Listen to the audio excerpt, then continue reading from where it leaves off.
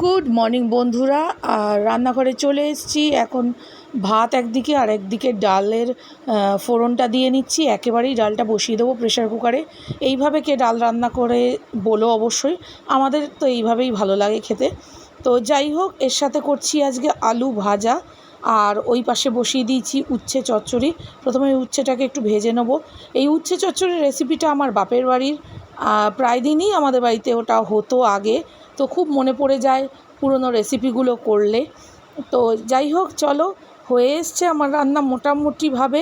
আর এবার তার সাথে একটু ঢ্যাঁড়সের একটু ঝাল করব, অল্প একটু পেঁয়াজ দিয়ে, অল্প একটু ঢ্যাঁড়স দিয়ে, যেটা আমি আর বিপিই খাই, আর কেউ খায় না। তো আজকের মেনুতে আছে উচ্ছে আলু চচ্চড়ি, পোস্ত, ঢ্যাঁড়স ঝাল, আর আলু ভাজা আর ডাল। তো মেনুটা খারাপ কিছুই না, বেশ অনেকগুলো তরকারি হয়ে গেছে আজকে একটু একটু করে করতে করতে বসে পড়েছি। কিন্তু ওই যে বললাম, আমার বাড়িতে সবার আলাদা আলাদা পছন্দ, তাই এত রান্না করলেও স্বর্ণালী কিন্তু সেই ওই ঢ্যাঁড়স সেদ্ধ আর ঘি দিয়েই ভাত খাবে।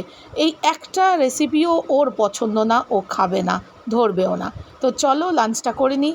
সঙ্গে অলিম্পাও আজকে এসছে, আর তিনজনে মিলে বসে পড়েছি। ভাই খেয়ে দিয়ে চলে গেছে।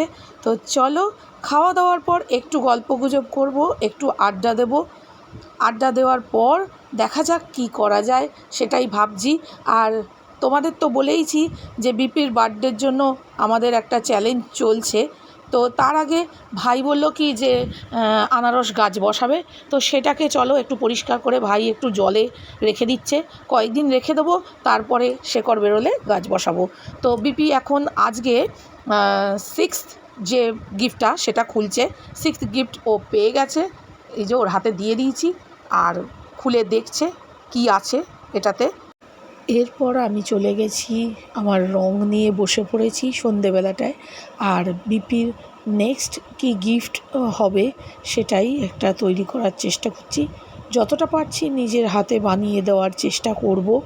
তো পয়সা দিয়ে তো কেনা যায়, কিন্তু নিজের হাতে বানানো জিনিসের মর্যাদাই আলাদা। তো যাই হোক, সেটাই বানাবো, আর তার ভিডিও আমার ইউটিউব চ্যানেলে পরপর আসতে থাকবে। তো আশা করি তোমাদের এই ব্লগটা ভালো লেগেছে। ভালো লাগলে please like, share, comment, subscribe my channel. তো টাটা, বাই।